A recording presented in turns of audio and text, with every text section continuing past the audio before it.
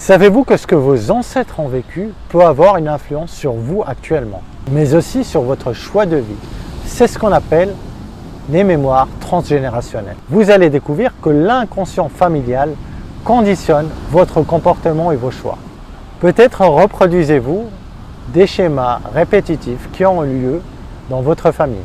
Vous verrez que les conflits familiaux peuvent être responsables de troubles chez l'enfant. Vous verrez aussi que les enfants sont ceux qui subissent le plus le passé familial douloureux.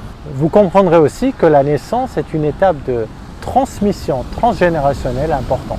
Je vous explique tout ça dans cette vidéo pour les aider à changer par eux-mêmes parce que la solution est toujours en vous. Et j'ouvre les yeux.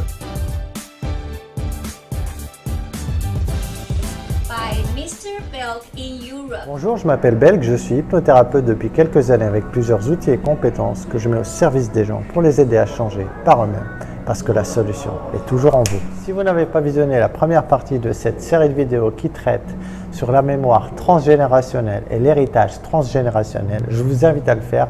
Le lien se trouve juste en bas dans la description. Les transmissions transgénérationnelles se matérialisent parfois à travers des troubles de l'apprentissage ou du comportement, nommés 10 qui se déclarent dès l'enfance. Comment l'héritage familial peut-il provoquer des troubles 10? Les troubles 10 sont variés. Il s'agit par exemple de dyslexie qui affecte la capacité de lecture. Ce trouble touche souvent le membre de la famille qui a été inconsciemment désigné par ses proches pour subir le traumatisme familial. Malheureusement, ce rôle difficile s'illustre à travers des troubles handicapants et difficiles à supporter. Par ailleurs, le trouble 10 entrera en résonance avec le traumatisme vécu dans les générations antérieures. Par exemple, un enfant peut subitement déclarer une dyspnée, qui est un trouble des capacités respiratoires. Ce trouble psychologique est provoqué inconsciemment pour faire écho à un drame survenu une génération plus tôt, tel que la mort de sa tante à la suite d'une crise d'asthme. L'enfant déclarera alors de fausses crises d'asthme dans le but de consoler sa grand-mère et de lui faire oublier la culpabilité vécue à la suite du décès de sa fille. Déclarer un enfant comme étant porteur d'un dysfonctionnement est donc parfois erroné. Le dysfonctionnement vient en réalité de la famille et l'enfant va le matérialiser par ce trouble. Souvent, l'enfant est désigné comme celui qui portera l'héritage familial car il est vu par le parent comme un être neutre, sans jugement et qui voue un amour inconditionnel à sa famille. Par conséquent, il devient pour les parents un être réparateur, c'est-à-dire un antidote permettant de réparer les traumatismes et les échecs familiaux. Tout cela est bien entendu construit de manière inconsciente. C'est le principe de l'enfant béquille, celui qui supporte le mal enfui de ses parents. Pour traiter un enfant ayant des troubles 10, le but de la psychogénéalogie est d'établir le lien entre ces troubles et l'histoire familiale. Ainsi, l'enfant et le parent peuvent prendre conscience de cette construction et du poids porté par l'enfant.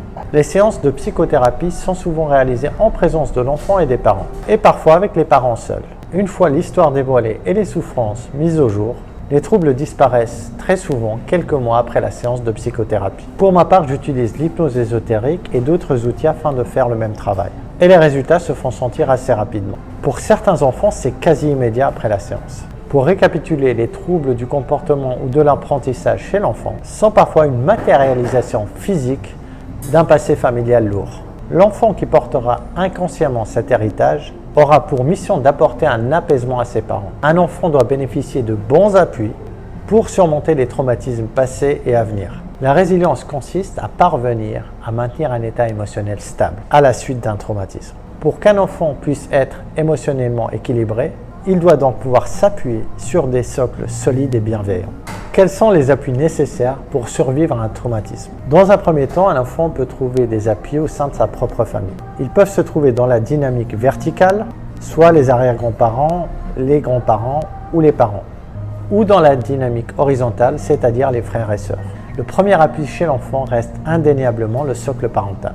C'est pour cette raison qu'il est primordial qu'un parent prenne conscience de son rôle de parent appui et qu'il apporte un cadre sûr et consolidant pour l'enfant. Cependant, la ligne est très fine entre le fait d'apporter un cadre à l'enfant et celui de le forcer à suivre une route tracée. Il ne faut donc pas avoir des attentes trop importantes, car elles peuvent constituer des freins au bon développement de l'enfant. Celui-ci n'osera pas vivre à son propre rythme et mener sa propre vie, car il voudra faire plaisir à ses parents. De manière générale, pour qu'un appui soit solide et efficace, il doit lui-même être soutenu par des bases solides. C'est pour cette raison que lors des séances de thérapie, il est parfois nécessaire de faire intervenir les membres de la famille du patient. Dès lors, tous les participants peuvent reprendre racine et trouver leur base pour pouvoir se soutenir les uns les autres. Dans un second temps, l'enfant peut aussi compter sur des appuis qui se trouvent hors de la famille. Pour un enfant, il peut s'agir par exemple de l'école, des amis ou d'un camarade. Par conséquent, vous ne devez pas vous sentir abandonné lorsque votre enfant semble aimer passer plus de temps chez son ami qu'à la maison. Il cherche simplement plusieurs appuis qui lui permettront d'être équilibré afin de survivre aux éventuels chocs futurs. Néanmoins, pour que l'appui puisse apporter le bien-être dont l'enfant a besoin, il faut qu'il soit reconnaissable. En effet, il ne doit être ni trop semblable ni trop différent des appuis qu'il connaît dans sa famille, faute de quoi il risque d'être déstabilisé. En bref, un enfant peut trouver appui auprès de sa famille pour grandir dans un environnement sain. Mais pas uniquement. Le monde extérieur peut lui apporter de bons repères à condition qu'il ne soit pas trop éloigné des bases construites au sein de la sphère familiale. Je vais partager avec vous des exemples concrets qui me sont arrivés lors de consultations. Je reçois un parent qui vient pour un problème avec son enfant. Je ne refuse jamais l'enfant, je lui fais une séance et je demande aux parents de suivre ma thérapie sur les blessures de l'âme. Par la suite, le problème de l'enfant se règle automatiquement. Lors d'hypnose ésotérique, j'ai le même cas. Un parent qui me consulte pour des problèmes concernant son enfant, il m'arrive de faire une séance pour le parent et au bout de 3 semaines, le problème pour l'enfant est résolu. Mais attention, ce n'est pas une règle.